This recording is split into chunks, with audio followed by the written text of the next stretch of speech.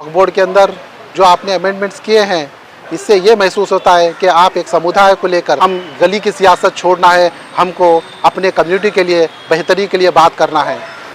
भारत के इतिहास के अंदर कल एक बिल पास हो गया, वक्फ बोर्ड बिल, जिसमें कई अमेंडमेंट्स किए गए और जब से आज़ादी हुई आज तक जितने भी अमेंडमेंट्स हुए हैं वो कानूनी प्रक्रिया के थ्रू हो गए। मगर कल का जो अमेंडमेंट बिल था, इसके अंदर इस तरीके से उसको पेश किया गया कि मौजूदा गवर्नमेंट ने ये बताने की कोशिश की कि जो अमेंडमेंट्स किए जा रहे हैं मुसलमानों के डेवलपमेंट्स के लिए, फलाही और बहबूद के लिए किए जा रहे हैं।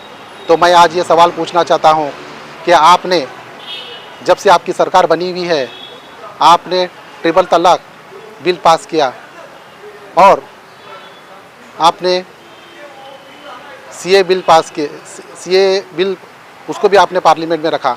ऐसे कई बिल्स आपने मुस्लिम के लिए पार्लियामेंट में रख के आपने उसको पास करने की कोशिश की। ये बताना चाहता हूँ मैं कि आपने जितने बिल्स आपने पास करने की कोशिश की है पार्लियामेंट के अंदर, मुसलमानों के फ़ायदों के लिए आपने कहकर ये बिल्स को आपने ज़ोर से पुकार के ऐवान में आपने ये बताने की कोशिश की। वक्फ बोर्ड के अंदर जो आपने अमेंडमेंट्स किए हैं, इससे ये महसूस होता है कि आप इंटेंशनली कुछ हासिल करने की कोशिश कर रहे हैं। कभी आप ये करते कि आज महंगाई आसमान के ऊपर गई है, बेरोज़गारी आसमान छू रही है और सोने का रेट आसमान छू रहा है, और सोने के रेट से जो बढ़ रहे हैं, कई लोगों के लड़कियों की शादियां नहीं हो रहे हैं। कभी इसके ऊपर आप तवज्जो देते कि तो पूरे हिंदुस्तान के अवाम के लिए एक बेहतर होता। मगर आप, मुसलमान जब नमाज़ पढ़ता है रोड के ऊपर तो आप उसको डराने धमकाने की काम करते हैं। मुसलमानों को गौकशी के नाम पे डराया जाता है। जब से ये गवर्नमेंट बनी है तो ये बताने की कोशिश कर रही है कि हम मुसलमानों के हित के लिए काम कर रहे हैं। वक्फ बोर्ड के अंदर जो आपने अमेंडमेंट्स किए हैं, इससे ये महसूस होता है कि आप एक समुदाय को लेकर बहुत फ़िक्रमंद लग रहे हैं। कभी ये समुदाय ने आपसे अप्रोच किया था क्या अमेंडमेंट्स करने के लिए? सिमिलरली आपने किसान बिल के ऊपर भी आपने यही किया था, तो आपने आपको मुंह दिखाने का कारण आईना बता दिया।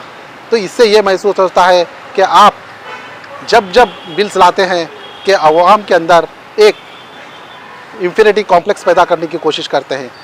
आपको बिल भी पास करना है किसी चीज़ का तो अवाम के हित में बात की है। आप कहते हैं कि सबका साथ सबका विकास, मगर ये मालूम होता है कि आप एक समुदाय के पीछे पड़े हुए हैं जब से आपकी गवर्नमेंट आई है। तो मैं मुसलमानों से ये कहना चाहता हूँ, ना समझोगे मिट जाओगे अरे हिंदुस्तान वालों, तुम्हारी दास्तान नहीं रहेगी। दास्तान हमारे अंदर एक इत्तेहाद होना चाहिए। जब भी हम बात करते हैं सियासत की, तो हम गली की सियासत छोड़ना है, हमको अपने कम्युनिटी के लिए बेहतरी के लिए बात करना है। ये मौजूदा गवर्नमेंट ने कई ऐसे मुसलमानों के ऊपर इल्ज़ाम लगाए हैं हमारे सामने। तो आज मैं ये अपील करना चाहता हूँ मुसलमानों से कि आप इत्तेहाद का मुजाहरा कीजिए, क्योंकि ये जो हालातें हैं, आने वाले दिनों में यूनिफॉर्म सिविल कोड भी आने वाला है। इसके लिए मुसलमानों ने क्या प्लानिंग की है ये किसी को पता नहीं है। ये बिल पास होने का सबसे बड़ा कारण ये है कि नीतीश कुमार ने इसका समर्थन किया और चंद्रबाबू नायडू ने भी इसका समर्थन किया। मैं बिहार की जनता से ये अपील करना चाहता हूँ कि आपके सीएम ने जो समर्थन करके ये बिल को आसानी से पास करने की कोशिश की, तो आप समझ जाइए कि आने वाले दिनों में नीतीश को आपका आईना बताना है। वरना याद रखिए कि हिंदुस्तान के अंदर एक मैसेज जाएगा कि चंद्रबाबू नायडू और नीतीश कुमार ने मिलकर ये बिल को आसानी से पास किया है। डोनाल्ड ट्रंप ने हिंदुस्तान के ऊपर जो 26% का टैरिफ प्लान लगाया है, ये मौजूदा सरकार को जवाब देनी पड़ेगी। मोदी गवर्नमेंट ने ये टैरिफ प्लान के ऊपर पार्लियामेंट के अंदर डिस्कशन करना चाहिए था कि ट्रंप ने हमारे भारत के ऊपर 26% टैरिफ प्लान किस वजह से लगाया है। क्योंकि ये गवर्नमेंट जब जब फेलियर होती है किसी मुद्दे के ऊपर, इंटरनेशनल लेवल के ऊपर, जब जब ये ऐसे शोशे पास करती है, इससे ये महसूस होता है कि मैं ये जानना चाहता हूँ कि आप इस तरीके के बिल जो पास करके आपकी नाकामियों को छिपाने की कोशिश कर रहे हैं।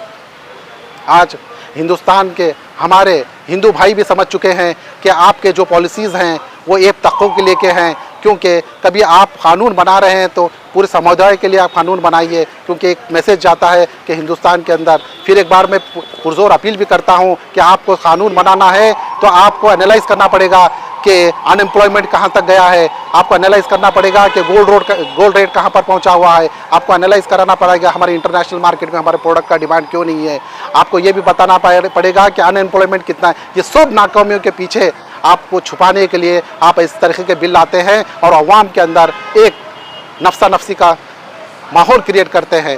आपको और एक बार मैं ये बताना चाहता हूँ कि आप हर चीज़ में आप फेल हो चुके हैं। मोदी गवर्नमेंट हर चीज़ों के ऊपर फेल हो चुकी है। कभी आप इनको इन्वेस्टिगेशन करना है किसी चीज़ के ऊपर तो ये सिर्फ अपने लोगों के ऊपर कुछ नहीं करेंगे, ईडीआई और सीबीआई सिर्फ अपोजिशन के ऊपर भेजेंगे, क्योंकि इनको अपोजिशन में कोई सवाल पूछने वाला ना हो।